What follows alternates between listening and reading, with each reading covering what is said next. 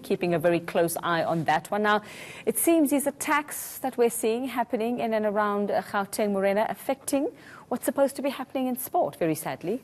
Very sadly, but I reckon it was bound to happen. Yeah. You know, some would say that our neighboring African nations are trying to hit us where it hurts the most. I mean, I'm seeing as well on social media that Nigerian authorities also, in essence, targeting South African businesses, and you want to use that word very safely to say that they're looking at, if you're going to target our businesses as foreign nationals in your own country, then we're going to come after yours as well, because it seems that you as South Africans are somewhat launching a war, declaring war against us. So it's now, spilled over to the football fields, where Zambia somewhat maybe wants to send a message, but also to teach South Africans a lesson that you cannot treat us like this, and therefore we can't be, befriending each other and putting on this case of unity as an African continent when there's actually no unity in your own country. So it's safe to say that it's fair what Zambia is doing. It's understandable as well that this is what they're doing, and even SAFA itself agrees with this, which is why they come to the agreement that the match between Bafana and Zambia cannot happen.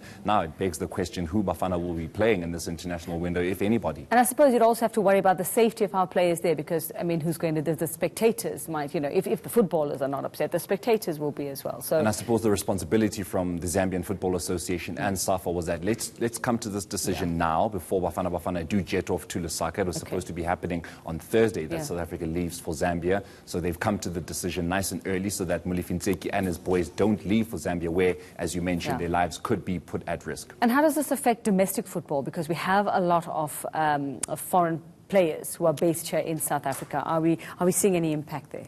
Not yet. A lot of foreign nationals, or rather foreign-based players who come from, African countries up there, have not really said anything with regards to what's happening in South Africa. And, I mean, they've not necessarily said a lot in previous cases of xenophobic violence in South Africa.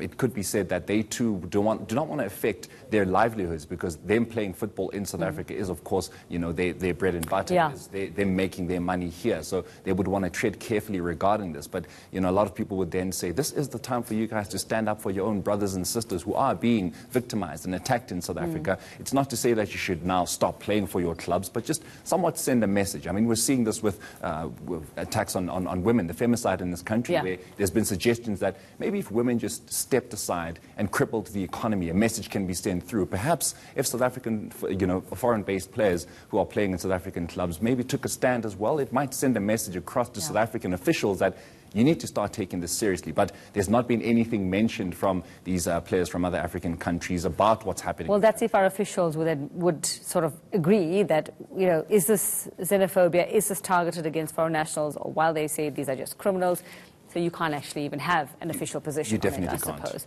Okay, do we have lots of foreign-based players who are... We really do. I mean, every club in South African football has a foreign-based player. You even think about clubs that are playing in the first division, clubs that are playing in the amateur leagues as well, do bring in a lot of foreign talent. And there is a lot of foreign talent up there in other African countries that, plies its trade here. So it would be an interesting statement that they would send if they were to decide to boycott, but we can only but wait and see. And the fans are not going to be happy, I can tell you. Thank you very much, Morena Matupi. We end on that grim note, I suppose. Can you bring us something happier tomorrow, please? I will try. Okay, please Rebecca. do try your very best. Thanks very much. Catch you tomorrow.